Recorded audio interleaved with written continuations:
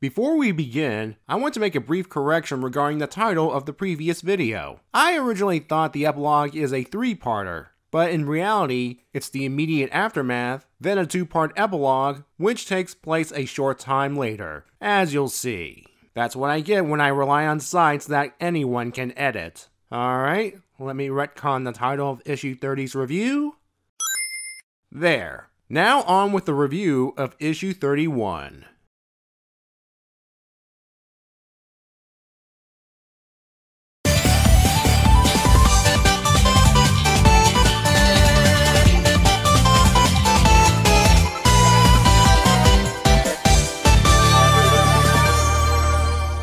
Welcome everyone to my review of IDW Sonic issue 31. Today we're taking a look at part 1 of the proper epilogue to the Metal Virus arc. Spoiler time, things didn't start off well for our heroes after the virus went bye-bye. While they barely managed to subdue Zavik, the rest of the Deadly Six are still out there. To further complicate matters, Eggman and his robotic lackeys escaped with Omega's head, and Eggman will fully take advantage of this opportunity of Sonic being absent to attack his friends. Sonic's current whereabouts? The Soul Dimension. Let's see how things play out. We begin with Blaze having tea while talking about how heroic and awesome Sonic the Hedgehog is to Sonic the Hedgehog. You may think it's ego stroking, but actually, Sonic has amnesia. Dubbing himself Mr. Needle Mouse, clever, he doesn't recall anything except the sea, the sky, and of golden fire. While Blaze, who's wearing one of her Sonic Channel outfits by the way, tries to sort out this mystery, let's jump back over to Sonic's world. Among the ruins of Restoration HQ, Amy has reached her limits. She wishes she could go back to going on adventures with Sonic and not deal with the pressures of leadership. Not to mention the paperwork. She's only doing this because she's the only one who could. Enter the answer to Amy's problem, Jewel. After introductions are made, Jewel explains that Tangle told her about Amy's situation, and she offers to take over administration of the restoration. She enjoys cataloging and organization thanks to her experience at the Mineral Museum. Amy is happy to hand over the reins. Unlike Knuckles, she will show Jewel all she needs to do, including organization, rebuilding, and for the moment, looking for misplaced individuals during their tenure as Zombots. Which brings us to Tail and Tango fishing out Rough and Tumble out of that hole Sonic knocked them into way back in issue 15.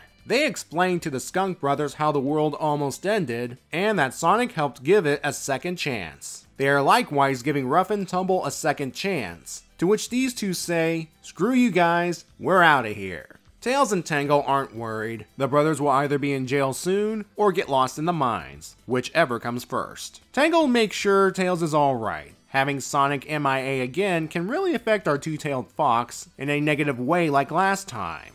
Thankfully, he's not going down that path again. With that, Tango invites him and everyone else to a party at her place. Someone who will not be joining the party is Silver. He's traveled back to his future, and we see that, for once, it's beautiful. There's no raging inferno, and it's not dead due to the metal virus. We just see a futuristic city under a nice, clear sky. In that case, so long, Silver. We'll see you the next time the present causes your future to get flushed down the toilet, or if you just want to pay a visit to your friends. Back in the present, Eggman places Omega's head into his new body, which is understandably identical to his old one. He's also smart enough to encase it in some kind of force field barrier. Since Omega still wants to eviscerate the Doctor, you'd think Eggman would reprogram him or something. Also, what's this large thing underneath the sheet? Probably nothing. Eggman rushes his plan to make Sonic's friends miserable before Sonic himself returns to make him miserable. However, there are some factors to consider. First, most of his bases were wrecked by the Zombots. Second, while Zavik is currently incarcerated, the other 5 Zeti are still out there laying low for the time being, and Eggman doesn't have the magic conch shell on hand. Finally, there's the whereabouts of Dr. Starline. We see him in his repository. You'd think after seeing Eggman's incompetence and being tossed through a portal, he'd be done with him. Well, no. Instead, he's dedicating himself to improve Eggman's work and take over the world in his name so he can get the credit and recognition from his senpai. Heading over to the Chaotix Detective Agency, the trio's busier than ever as they're swamped with missing persons calls. The Rabbit family swings by to give the boys treats, and in Vanilla's case, flirt with Vector. Oh my, they're bringing that ship over here. It's probably just a tease, but you never know. Gemroll's all better. I assume Tails fixed him off panel between issues. The Chaotix don't get a chance to enjoy a breather due to the never-ending amount of calls, and as Vector points out, this prevents them from actually going out to help. Vanilla then volunteers her family to handle the calls and organize all of the missing persons files, allowing our detectives to go out and find these missing people. Moving on to Shadow. Rouge arrives to briefly update him on what's happening, but at the moment, he's internally kicking himself for not following Sonic's advice. You know, that whole running if you get infected thing? At the time, Shadow thought it was cowardice. Now he sees it as Sonic trying to help. Rouge leaves him so she can attend Tangle's party. Ah, the party. Everyone there is having a good time. Even the Babylon Rogues. The only one who isn't is Whisper. She remembers what happened the last time the Rogues were in town. See the 2019 annual for details. Tangle says, let them have a pass. They did help save the world after all. Besides, she doesn't want another fight in her town. Oh, Tangle. Little did you realize, you just jinxed it. The issue ends with Eggman crashing the party, utilizing the big machine that was underneath the sheet.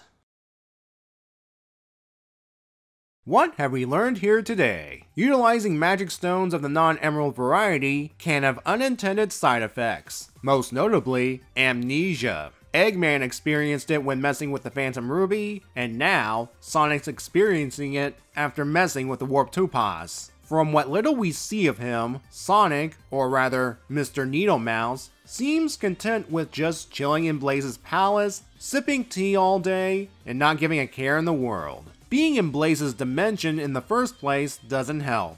Blaze herself left Sonic's world prior to the Metal Virus business. She had no idea how bad things got, and what Sonic did to save the day. All she knows is, Sonic dropped in one night, and doesn't remember a thing.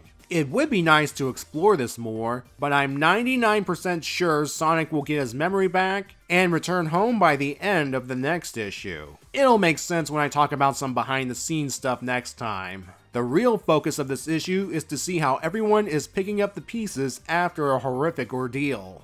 Amy, as I mentioned previously, has been under constant pressure, and it seems she's had enough. Though unlike Knuckles, she is willing to keep going for the greater good. That is until Jewel arrived to take over administrative duties. Whether this means Amy will leave the Restoration to have her own adventures again, or just be an active field agent remains to be seen. Update: as I was working on this video, I saw issue 32's preview pages, and it's confirmed for the moment that Amy is done with leadership. I will talk about this more in that issue's review. Now back to issue 31. Kudos to Jewel for stepping in to help, though I have to wonder, what about her duties at the Mineral Museum? I have a feeling that Eggman's attack on Spiral Hill Village will answer that question. Jewel stepping up to help Amy only came about because of Tangle. Once again, her big heart is on display, willing to help out her new friends in any way possible. We see more of this when she's concerned about Tails' well-being. You know, between this issue, helping Whisper in their miniseries, and getting Sonic out of his funk in issue 24, perhaps Tangle could become a counselor when she's done adventuring. Silver's the only one that got a real happy ending in all of this. Also, him returning to the future conveniently gets him out of the way when the Eggman attack happens. Otherwise, Eggman's plan to harm Sonic's friends might fail.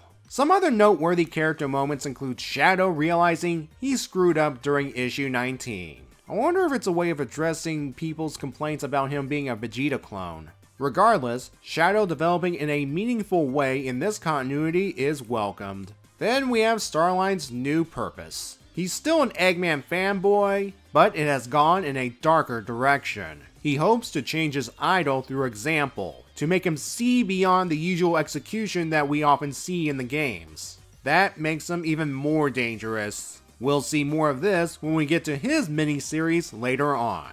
That's it, really. It's just scenes of our characters trying to help the world in various ways, and having a party before Eggman arrives in his new toy. Issue 32's cover gives away that he's using Omega as his instrument. It's kinda twisted when you think about it. So how will Sonic's friends handle this threat, and will Sonic himself regain his memory and return home in time to do something? We'll find out in issue 32, the conclusion of this little epilogue arc. See ya then!